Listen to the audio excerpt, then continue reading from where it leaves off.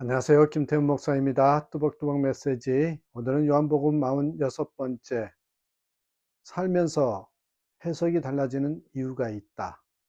살면서 해석이 달라지는 이유가 있다. 요한복음 16장 1절에서 15절 말씀 가지고 뚜벅뚜벅 걸어가겠습니다. 예수님이 제자들을 모아놓고 고별 설교를 하는 내용이 오늘 본문의 내용입니다. 유언과도 같은 것이죠. 그 말씀 가운데 내가 너희를 떠나리라 라는 것이죠. 그러면서요, 근심하지 말라 하십니다.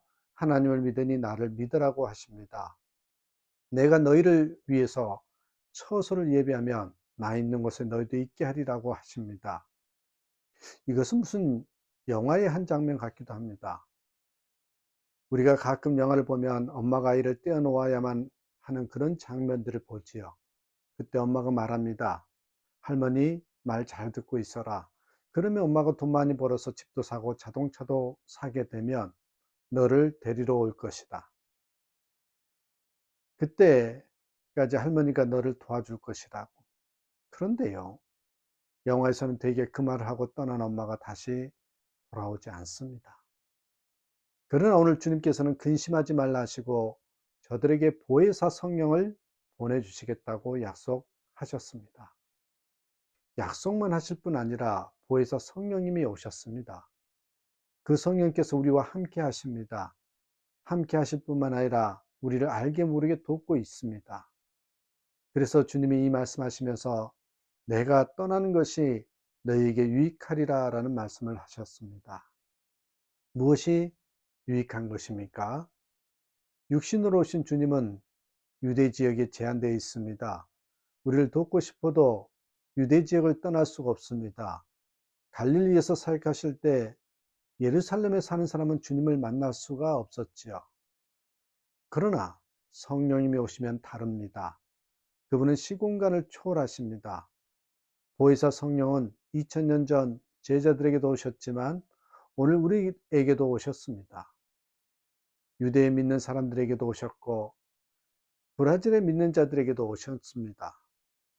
동시에 같은 시간에 같은 능력으로 임하셔서 우리의 연약함을 도우시고 우리의 부족함을 채우시고 우리로 하여금 깨닫게 하십니다.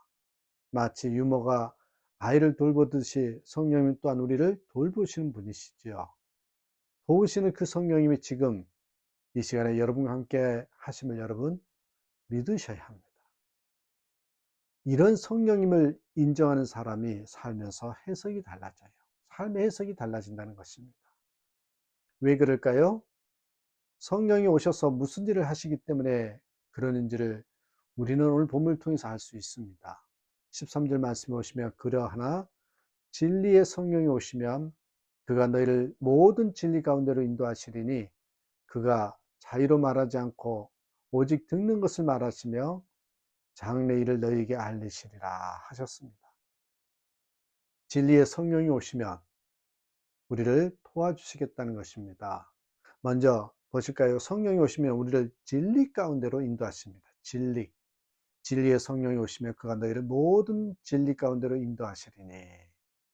성령이 오시면 우리가 진리 가운데로 인도되어서 이제 진리를 알게 되죠. 진리를 알지니 진리가 너희를 자유케 하리라. 단계가 성령님이 오셔요 진리를 알아요 자유케 되는 것입니다. 그렇다면 여러분 진리가 무엇입니까? 진리는 변하지 않는 것이 진리죠. 어제나 오늘이나 동일해야 합니다. 그런데 어제가 다르고 오늘이 다르면 그거는 진리일 수가 없죠. 세상에는 변하지 않는 것이 없습니다. 그러나 여러분 하나님의 약속은 변하지 않습니다. 우리와 세상 끝날까지 계신다는 말씀도 변하지 않습니다. 그 말씀을 하신 분이 주님이십니다. 어제나 오늘이나 동일하신 분, 그분이 그리스도십니다. 그분이 말씀하시길 내가 곧 길이요, 진리요, 생명이라고 하셨죠. 그분이 우리를 돕습니다. 그런데 성령께서 그분에게로 우리를 인도하신다는 것입니다. 오늘 아침도 그렇게 인도하셔서 지금 우리는 메시지를 듣고 있는 것이죠. 우리가 힘들고 어려울 때 주님께서 기도하도록 성령이 이끌어 주십니다. 우리가 힘이 없고 연약할 때 우리를 도우시도록 나를 이끄시는 분이 바로 성령님이십니다. 그분이 계시기 때문에 우리는 해석이 달라지는 거예요. 미국에 그레이스 대령이 있었는데 그의 부인은 늘 기도하면서 성령과 동행하는 분이셨습니다. 1214년 4월 어느 주일날 예배를 마치고 집으로 돌아오는데 무엇인가 몹시 불안해지는 그런 마음을 느껴요. 그는 주여 이 불안이 무엇이냐고 무릎 꿇고 밤새 기도했더래요. 그리고 타이타닉호를 타고 항해 중인 남편을 지켜주세요 하고 기도했습니다. 그녀는 그렇게 기도하면서 불안함을 떨치지 못해서 새벽 5시까지 한잠도 자지 못하고 계속 기도를 시키더래요.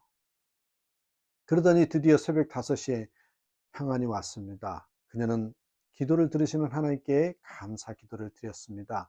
하나님이 자신의 기도를 들어주셨다는 그 확신이 성령님을 통해서 찾아왔기 때문이죠. 그날 그레이스 대령이 탄 타이타닉호는 빙산에 부딪혀 배가 가라앉기 시작했습니다. 그레이스 대령은 군인 정신으로 한 사람이라도, 한 어린아이라도 더 구하기 위해서 간판을 이리저리 뛰어다니면서 구명보트에 태웠습니다. 그리고 자신은 새벽에 배와 함께 침몰돼서 바다 깊숙이 빠졌습니다. 아무리 수영을 잘해도 살아날 방법이 없었습니다. 그런데 갑자기 역으로 몰아치는 거대 물결이 덮치더니 그대로 밀고 위로 솟구치는 것입니다. 삽시간에 일어난 일이라서 정신을 못 차리고 있었는데 조금 시간이 지난 후에 보니까 자신이 바다 위에 떠 있더래요. 그리고 옆에는 뒤집혀진 구명보트 하나가 있었습니다. 여러분, 그 시간이 바로 새벽 5시였어요. 아내의 기도가 남편을 살렸습니다. 주의 성령이 그와 함께 하신 것입니다. 여러분, 또 다음에 하나 또 볼 것이 성령이 오시면 우리가 주님의 뜻을 알려주신다는 거예요. 우리가 자의로 말하지 않고 오직 듣는 것을 말하시며, 이런 성경 구절이 있죠. 성령님은 자기 마음대로 말씀하시지 않습니다. 오직 듣는 것을 말씀하실 뿐이에요. 오직 하나님의 말씀을 전한다는 것입니다. 그 말씀 속에 하나님의 뜻이 담겨 있습니다. 우리는요, 하나님 뜻을 알 수가 없습니다. 누가요? 성령이 가르쳐 주셔야 알게 되거든요. 성령께서 말씀해 주어야 알 수 있습니다. 가이사르 빌립보 지역에 전도라 가셨다가 예수님이 제자들에게 묻습니다. 세상 사람들이 나를 뭐라 하느냐? 선지자 엘리야? 뭐 이런 쭉쭉쭉 이야기를 하죠. 여러 대답이 나왔는데 예수님이 다시 묻습니다. 너희는 나를 누구라 하느냐? 베드로가 대답합니다. 주는 그리스도시요 살아계신 하나님의 아들이니이다. 예수님이 칭찬하시고 이런 말씀을 하십니다. 그것을 네가 아는 것은 네가 아는 것이 아니라 성령께서 가르쳐 주신 것이라고. 이 사실이 금방 증명되는 사건이 이어서 나오지요. 예수님이 십자가에 달려 죽을 것을 예고하자 베드로가 말립니다. 주님 절대로 그러실 수 없습니다. 그때 여러분 주님의 책망이 무엇인지를 보셔야 합니다. 사탄아 내 뒤로 물러가라. 너는 하나님의 일을 생각하지 않고 도리어 사람의 일을 생각하는도다. 이 사건이 무엇을 알려줍니까? 성령이 아니고는 하나님의 일을 알 수 없다. 금방 주님이 누구인지를 말하던 베드로가 주님의 뜻을 모르고 방해하는 사탄이 되었습니다. 그러므로 여러분 성령이 아니고는 말하면 안 됩니다. 우리가 성경을 본다고 다 아는 것은 아니잖아요. 성경을 죽자 하고 보지 않을 뿐만 아니라 성경을 보아도 모르는 게 너무 많습니다. 하나님의 뜻을 모르니 실망하고 낙심하는 거죠. 하나님이 성령을 보내시는 뜻이 무엇입니까? 우리를 죽이자는 것입니까? 그게 아니죠. 우리를 살리자는 것이지요. 에덴 동산의 선악과를 먹지 말라 하신 하나님의 뜻이 무엇입니까? 아담 하와를 망치자는 것입니까? 아니죠. 복을 주겠다라는 것입니다. 여러분, 이 뜻을 모르게 인간이 망하는 것입니다. 그렇기 때문에 여러분 성령 받으셔야 되고요. 그게 축복인 이유가 그렇게 해서 살면서 가만히 돌이켜보면 우리의 삶의 해석이 달라지기 때문에, 그래서 더욱더 주님을 바라보고 진리를 알 뿐만 아니라 하나님의 뜻을 알 수 있기 때문에 그렇습니다.